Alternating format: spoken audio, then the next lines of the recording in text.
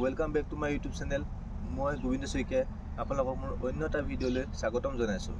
আজি এই ভিডিঅ'টোত আমি আলোচনা কৰিম অসমৰ বন বিভাগৰ যি পদসমূহ আছে বা ফৰেষ্টাৰ গ্ৰেড 1 AFPF কনষ্টেবল আৰু ফৰেষ্ট গাৰ্ডসমূহৰ দৰমহানো কিমান, তেওঁলোকৰ বেচিক পে কিমান, তেওঁলোকৰ গ্ৰেড পে কিমান, তাৰ ওপৰত আমি আলোচনা কৰিম। আৰু এই ভিডিঅ'টোত মোৰ জীৱনত ঘটা এটা সঁচা কাহিনী আপোনালোকৰ লগত ক'ম। গতিকে বলক আজি এই ভিডিঅ'টো আমি আৰম্ভ কৰোঁ। অসমৰ বন বিভাগত থকা যি ফৰেষ্টাৰ গ্ৰেড 1 এই ফৰেষ্টাৰ গ্ৰেড 1 পদটোৰ প্ৰথমতে বেচিক পে হৈছে 14,500 টকা আৰু গ্ৰেড পে হৈছে 6,400 টকা। গতিকে তাৰ তুলনাত যিটো পদটোৰ তুলনাত দৰমহাটো খুব কম, গতিকে দৰমহাটো হৈছে 31,088 আৰু যিসকলে ৱাইল্ড লাইফত থাকে তেওঁলোকৰ 2,000 টকা এক্সট্ৰা বেছিকৈ পায়। গতিকে 33 মান হয় তেওঁলোকৰ দৰমহা, ইমানো বেছি নহয়। গতিকে এই পদটো হৈছে এটা গ্ৰেজুৱেশ্যন পদ। গতিকে এইবাৰ চৰকাৰে দৰমহা বা গ্ৰেড পেটো বঢ়াম বুলি কৈছে, 8,700 বা 7,400 ইমানমান কৰিম বুলি কৈছে। যদিহে কৰে তেন্তে আমাৰ দৰমহা অলপমান বাঢ়িব। তাৰপিছতে আহে ফৰেষ্ট গাৰ্ড। ফৰেষ্ট গাৰ্ডৰ বেচিক পে হৈছে 14,500 আৰু গ্ৰেড পে হৈছে 5,600। তেওঁলোকে টোটেল চেলাৰীটো পায় 30,088 পায়। আৰু AFPF কনষ্টেবলে কিছুমান জেগা লৈ আৰু বেটেলিয়ন লৈ 33 ইমানমান চেলাৰী পায়। গতিকে মই বেলেগৰ কথা ক'বলৈ নাযাওঁ, বেলেগ পদসমূহৰ কথা ক'বলৈ নাযাওঁ। আমাৰ যি ফৰেষ্টাৰ গ্ৰেড 1 পষ্টটো আছে এই পষ্টটো আপোনালোকৰ ৰেংকৰ তুলনাত দৰমহাটো খুব কম। গতিকে সকলোৱে ভাবে দৰমহাটো বেছি বুলি, কিন্তু আজি মই খোলাখুলি কথা কৈ দিছোঁ, আপোনালোকে বেলেগকো সুধিব পাৰে, আমাৰ কিন্তু দৰমহাটো ইমান বেছি নহয়। পদটোৰ তুলনাত দৰমহাটো কম, কাৰণ আমি এই পদটোত যোগদান কৰিবলৈ আমি গ্ৰেজুৱেশ্যনৰ পৰীক্ষা দিছিলোঁ বা SI যিখন পেপাৰ আছিলে সেই পেপাৰখনেই আমি দিছিলোঁ আৰু পেপাৰখন দিয়ে আমি উত্তীৰ্ণ হৈ সেই ফৰেষ্টাৰ পদটো যোগদান কৰিছিলোঁ। যেতিয়া ফৰেষ্টাৰ ভেকেঞ্চি ওলাইছিলে তেতিয়া এই ভেকেঞ্চিৰ মৰ্মে গ্ৰেজুৱেশ্যন বিচাৰিছিলে আৰু সেই গ্ৰেজুৱেশ্যন বিচৰাৰ মৰ্মে কিন্তু আজি এই দৰমহাটো দি থকা নাই। একো নাই, তথাপিও সুখী আছোঁ, কাৰণ মই 0ৰ পৰা আৰম্ভ কৰা, গতিকে মোৰ কাৰণে এটকাও বহুত মূল্য আছে।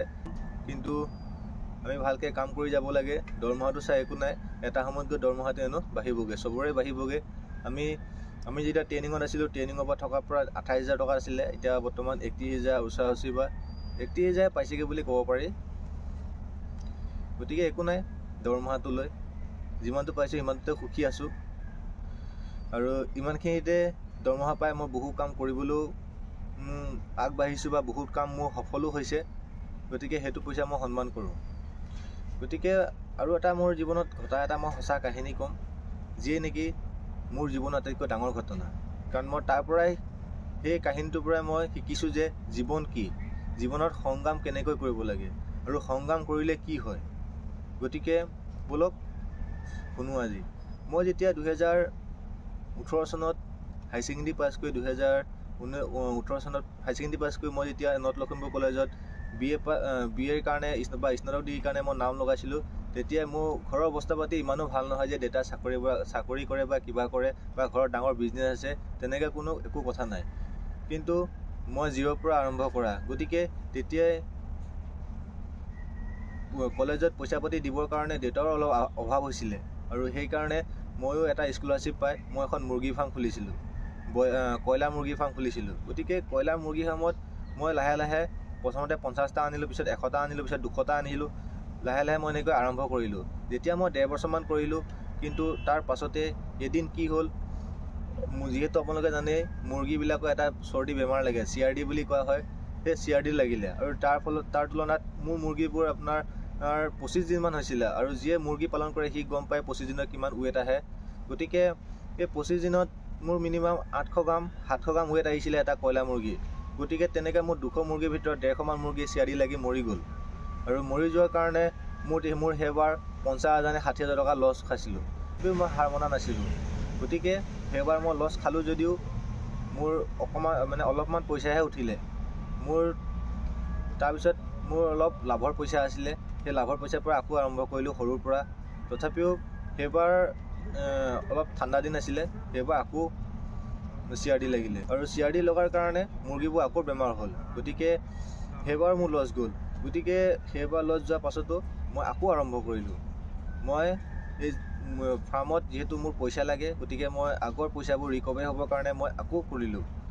আকৌ মই তেনেকৈ মই UGC পাইছিলোঁ, স্কলাৰশ্বিপ পাইছিলোঁ। UGC পইচাৰে মই আকৌ আৰম্ভ কৰিলোঁ।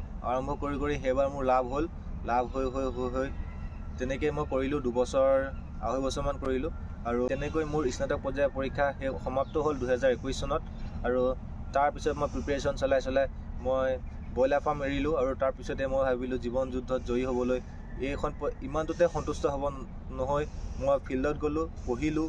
তাৰপিছতে আজি মোৰ এয়া এটা চাকৰি পাবলৈ মই সক্ষম হ'লোঁ। গতিকে মানুহে জীৱন যুদ্ধত জয়ী হ'বলৈ এবাৰ পৰাজয় হ'ল বুলি সি কেতিয়াও হাৰি দিব নালাগে। এবাৰ 2বাৰ 3বাৰ যিমান পৰাজয় হয় সিমান ভাল, সিমান শিক্ষা পোৱা যায়। গতিকে পৰাজয়ে আপোনাক পিছলৈ যাবলৈ সহায় নকৰে, অৰ্থাৎ পৰাজয়ে আপোনাক সদায় আগলৈ যাবলৈহে সহায় কৰে। আৰু প্ৰতিটো পৰাজয় আপোনাক এটা শিক্ষা দি যায় আৰু নতুন মানুহৰ চিনাকি দি যায়। গতিকে জীৱন যুদ্ধত পৰাজয় হ'লেও আপুনি কেতিয়াও হাৰ নামানিব। মোৰ দৰে আপুনি এবাৰ 2বাৰ 3বাৰ হাৰি যাওক, তথাপিও আপুনি পিছ পৰি নাযাব। তাতকৈ আপুনি ভালকৈ প্ৰিপেৰেশ্যন চলাই যাওক, ভালকৈ পৰীক্ষা দি যাওক, ভালকৈ প্ৰতিযোগিতামূলক পৰীক্ষাসমূহ দি যাওক। গতিকে এদিন আপুনিও নিশ্চয় ছাকচেছ হ'ব।